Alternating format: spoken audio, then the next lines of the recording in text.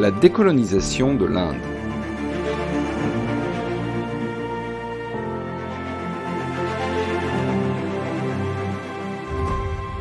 Bonjour à tous. En 1947, l'Inde obtient son indépendance. Les Britanniques acceptent enfin de redonner sa liberté aux joyaux de l'Empire. Mais si cette indépendance répond aux souhaits exprimés depuis plus de 30 ans par des leaders nationalistes comme Gandhi, elle ne va pas vraiment se dérouler comme il l'avait espéré. Comment, ainsi, l'Inde accède-t-elle à l'indépendance ? Commençons par un petit rappel historique. Au XVIIe siècle, la Compagnie anglaise des Indes orientales ouvre des comptoirs de commerce permanents dans des villes indiennes, à Madras, à Bombay et à Calcutta. Donc cette société commerciale va étendre progressivement sa domination sur toute l'Inde en chassant les Français qui s'intéressaient d'ailleurs aussi à ce territoire. Au milieu du XIXe siècle, après l'annexion du Pendjab, le sous-continent indien est entièrement contrôlé soit directement par les Britanniques, c'est ce que l'on va appeler le Raj, soit indirectement par des États princiers, par des souverains qu'on appelle des Maharajas, en théorie indépendants, mais en fait très étroitement surveillés par les Britanniques. Et donc, assez rapidement, au cours du XIXe siècle, les Britanniques vont régner sur une civilisation de 350 millions d'individus, répartis en une mosaïque de petits États. On en compte environ 562. La population indienne, divisée socialement en une multitude de castes et de sous-castes, appartient majoritairement à la religion hindoue. Mais il existe une minorité musulmane très nombreuse, et c'est important à retenir pour la suite. Alors en 1867, la reine Victoria prend le titre d'impératrice des Indes, et elle nomme un vice-roi pour la représenter sur place. Elle s'appuie également sur le Conseil des Indes et sur un secrétaire d'État. Nous sommes là dans une logique coloniale, et donc, par exemple, en Inde, les Britanniques vont organiser la mise en valeur des territoires en fonction des besoins de la métropole. Ils vont privilégier le développement des cultures commerciales au détriment des cultures vivrières, ce qui expose évidemment les populations les plus pauvres à de très nombreuses famines et à des épidémies. C'est comme ça que des régions entières se spécialisent dans des cultures destinées à l'exportation. Le coton, dans la province de Bombay, le jute et le riz au Bengale, l'arachide sur le plateau du Décan, le thé dans l'Assam, le blé dans le nord de la péninsule. Bref, que des cultures qui sont destinées à être exportées. Le développement du pays ne profite pas à l'Inde et ça explique en grande partie la montée des oppositions nationalistes à ce pouvoir colonial britannique.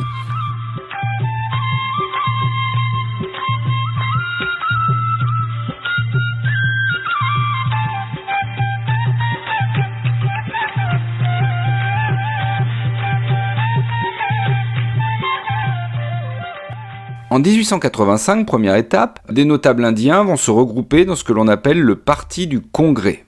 Et ils réclament, alors non pas l'indépendance, ils réclament le self-government, ou ce qu'on pourrait dire l'autonomie. En clair, d'avoir plus de droits pour gérer eux-mêmes leurs affaires.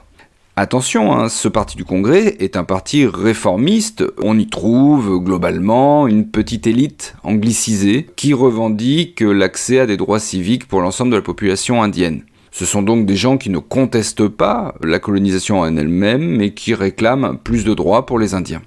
Alors, là-dessus arrive la Première Guerre mondiale. Et l'Inde va contribuer très largement à l'effort de guerre britannique dans l'espoir d'obtenir un statut plus autonome, un peu sur le modèle de ce que l'on appelle les dominions, c'est-à-dire les colonies très autonomes comme le Canada ou l'Australie. Alors, c'est un espoir qui va être assez vite douché par le Royaume-Uni. Et là encore, ça explique de nouveau une montée des revendications. Arrive sur la scène indienne un nouveau leader nationaliste qui s'appelle Mohandas Karamchand Gandhi. Alors Gandhi est au départ un pur produit de la colonisation britannique. Il est issu d'une famille plutôt aisée, il va partir étudier à Londres et il devient avocat. D'ailleurs, il part travailler dans l'Empire, puisqu'on le retrouve dans une colonie de l'Empire britannique en Afrique du Sud. Et sur place, il va découvrir un certain nombre de choses qui vont faire progresser sa réflexion. Il découvre notamment la discrimination raciale. C'est l'accident du train qui va être déterminant pour ses combats futurs. Alors nous sommes en 1893, en Afrique du Sud donc, et Gandhi a alors 24 ans. Et lors d'un voyage en train, on le force à quitter sa place en première classe, alors qu'il a un billet, puisque cette première classe est interdite aux gens de couleur. Alors il proteste véhément, mais finalement il finit par être expulsé du train et passe la nuit dans une salle d'attente de gare. Imaginez un peu ce que cette humiliation va avoir comme conséquence. Alors en Afrique du Sud, il découvre aussi les difficiles conditions de vie des travailleurs indiens et ça va l'amener à s'opposer de plus en plus frontalement à la colonisation britannique. Mais attention, de façon toujours pacifique. Il revient en Inde en 1915 et lance face aux autorités britanniques des mouvements de protestation non violentes et des campagnes de non-coopération. C'est ce que l'on appelle la désobéissance civile. Alors il l'avait théorisé en Afrique du Sud. Donc désobéissance civile, non-violence. Et ce sont vraiment les deux axes de l'action de Gandhi. Gandhi va prendre la tête du Parti du Congrès en 1920. Alors en parallèle du Parti du Congrès, un autre parti se développe, qui s'appelle la Ligue musulmane. Alors elle avait été créée en 1906 et elle était destinée à défendre les droits des Indiens musulmans. Ces derniers estiment en effet que le Parti du Congrès est beaucoup trop favorable aux hindouistes. Les Britanniques, dans un premier temps, vont instrumentaliser la Ligue musulmane pour affaiblir le Parti du Congrès. Mais au moment où Gandhi prend la tête du Parti du Congrès en 1920, quelques années avant, il y a un autre homme qui s'appelle Ali Jinnah, qui prend la tête de la Ligue musulmane et qui va rejoindre le Parti du Congrès, les revendications indépendantistes qui sont portées par le Parti du Congrès. Donc on a deux leaders nationalistes, Ali Jinnah à la tête de la Ligue musulmane, Gandhi à la tête du Parti du Congrès. Et en 1919 arrive un autre événement très important qui s'appelle le massacre d'Amritsar. À Amritsar, des centaines d'opposants pacifistes se sont réunis pour des discours et pour des prêches destinés à s'opposer à la colonisation britannique. Et une unité de l'armée britannique va intervenir, va fermer la place, empêchant les opposants de sortir, et va leur tirer dessus au fusil, et donc on a vraiment des centaines de morts. Un massacre.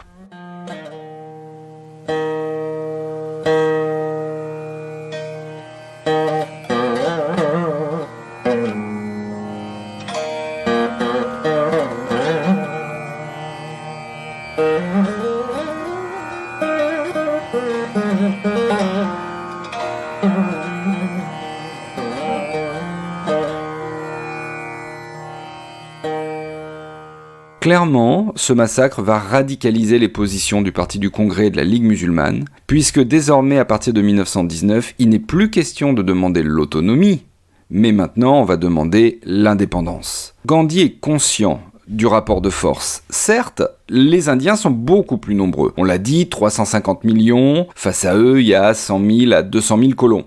Mais la force est du côté des Britanniques. La puissance de feu est du côté des Britanniques. Et donc, pour Gandhi, le seul moyen de parvenir à l'indépendance, c'est la non-violence et la résistance passive. C'est ainsi que, en 1930, quand l'Empire britannique impose une taxe sur le sel, Gandhi entame en avril une marche du sel. Au départ, il part de chez lui, il est accompagné d'une dizaine de disciples, et très vite il est rejoint par des milliers d'Indiens, et progressivement des foules immenses, qui vont où ? Qui vont à la mer, pour chercher directement le sel à la mer. Et il va marcher comme ça 25 jours, sur plus de 380 km, pour recueillir un peu de sel marin. Alors évidemment, c'est un geste symbolique fort. L'idée, c'est de ne pas obéir au monopole britannique sur la distribution du sel. Donc il va accomplir un certain nombre d'opérations de ce type, ce qui lui vaut d'être régulièrement arrêté et jeté en prison.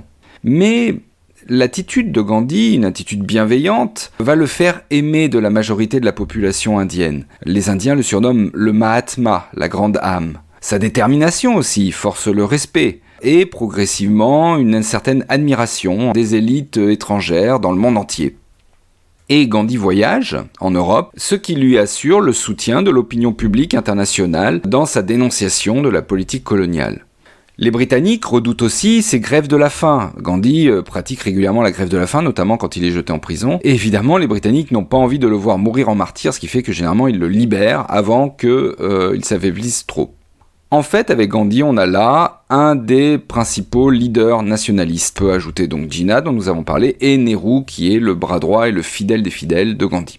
Alors, précisons que les Britanniques ne sont pas totalement fermés aux évolutions. Dès 1931, ils envisagent l'indépendance de l'Inde, avec un premier pas qui va s'appeler en 1935 le Government of Indian Act, c'est-à-dire un statut un peu plus autonome, avec des assemblées de provinces élues au suffrage censitaire. Et à ces élections d'ailleurs, les élections de 1937 voient une victoire très nette du Parti du Congrès. Mais là-dessus arrive la Seconde Guerre mondiale.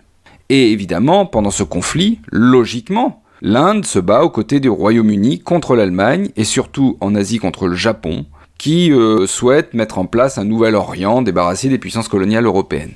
Et dans ce contexte, en 1942, Gandhi lance le mouvement Quit India et appelle à l'insurrection.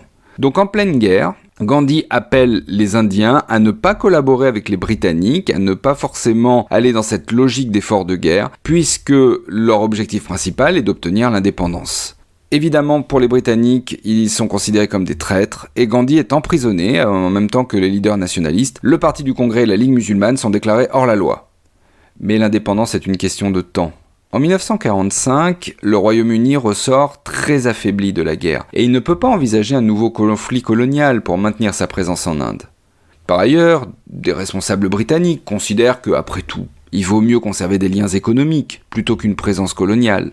Et c'est ainsi que les travaillistes, c'est-à-dire la gauche britannique, proposent dans son programme une indépendance négociée pour l'Inde. En juillet 1945, et un peu par surprise, ils gagnent les élections. Et donc, le nouveau Premier ministre britannique, Clement Attlee, va désigner Lord Mountbatten au poste de vice-roi de l'Inde, avec les pleins pouvoirs, mais pour négocier l'indépendance de l'Inde. Et c'est comme ça que Lord Mountbatten sera le tout dernier vice-roi des Indes. Dans les négociations, ça se complique rapidement. Jinnah, le leader nationaliste musulman, entend créer un État musulman à part entière. Les musulmans ne s'estiment plus en sécurité en restant dans le même pays que les hindous. Ça s'oppose frontalement au souhait de Gandhi, qui lui envisage un seul pays pour toutes les communautés religieuses de l'Inde. Et donc Gandhi, quand il voit que les négociations tournent mal, va se retirer des négociations et laisse la place pour parler au nom du Parti du Congrès à son fidèle bras droit Nehru. Il faut imaginer qu'en Inde, le climat de violence entre les communautés religieuses est à son maximum. Partout on se menace, partout on s'entretue. À Calcutta, la grande tuerie d'août 1946 fait 10 000 morts en quelques jours. Elle montre que jamais les musulmans n'accepteront de vivre dans un pays majoritairement hindou. Alors les Britanniques sont totalement dépassés par les événements, ils sont pris entre deux feux. Et finalement, et au grand désespoir de Gandhi, c'est la solution proposée par Jinnah, c'est-à-dire la partition, la séparation en deux États qui est retenue. Et c'est ainsi que le 14 et 15 août 1947 sont proclamées l'Union indienne, qui rassemble des populations majoritairement hindoues, et le Pakistan, composé du Pakistan occidental et du Pakistan oriental, le Bangladesh actuel, essentiellement peuplé de musulmans. Ces deux nouveaux pays entrent dans le Commonwealth, c'est-à-dire l'organisation qui réunit les anciennes colonies britanniques. Mais attention, dans chaque pays vivent des millions de gens qui appartiennent à l'autre religion. On a ainsi des minorités hindoues et sikhes au Pakistan et des minorités musulmanes en Inde. Et suite aux nombreuses violences, ces populations ne se sentent pas en sécurité, en étant ainsi minoritaires dans les nouveaux États. Et donc elles veulent rejoindre l'État où leur religion est majoritaire. Et c'est comme ça que cette partition va entraîner l'une des plus grandes migrations de l'histoire. Imaginez 15 millions de personnes. 9 millions d'hindous et de sikhs partent du Pakistan, pendant que 6 millions de musulmans fuient l'Union indienne. Le tout avec des violences extrêmes et des massacres. Peut-être 500 000 victimes, même si le bilan est difficile à établir. Gandhi lui-même est victime d'un assassinat le 30 janvier 1948. Il est tué par un fanatique hindou qui lui reproche de trahir sa religion en se montrant trop généreux envers les musulmans. Évidemment, les rapports entre les deux nouveaux États, l'Union indienne et le Pakistan, sont dès le départ exécrables et les contestations nombreuses. La plus importante étant celle de la région du Cachemire, dont les frontières sont contestées et qui entraîne dès 1947 une guerre entre l'Inde et le Pakistan. Alors, en résumé, cette décolonisation qui se finit très violemment permet de casser une idée reçue, celle qui prétend que les Britanniques auraient finalement bien négocié, pacifiquement, les indépendances de leurs colonies, pendant qu'à l'inverse, les Français, eux, seraient rentrés systématiquement dans une logique de conflit avec leurs colonies. Alors que la guerre froide s'installe, l'Inde est devenue indépendante, donc va chercher à rester à l'écart des deux blocs, en rejoignant un groupe que l'on va appeler le groupe des non-alignés. Mais c'est un positionnement très difficile pour l'époque. Mais c'est surtout une autre histoire. Si vous avez aimé cet épisode, n'oubliez pas de laisser une note ou un commentaire sur votre plateforme de podcast, notamment Apple Podcast où c'est le plus visible. Ça permet de rendre le podcast plus visible justement et de le faire connaître à de nouveaux auditeurs. N'hésitez pas non plus à rejoindre les pages du podcast sur les réseaux sociaux, sur Twitter, Facebook ou Instagram. Alors vous trouverez tous les liens dans le descriptif de l'épisode. Et à très bientôt pour une nouvelle page d'histoire.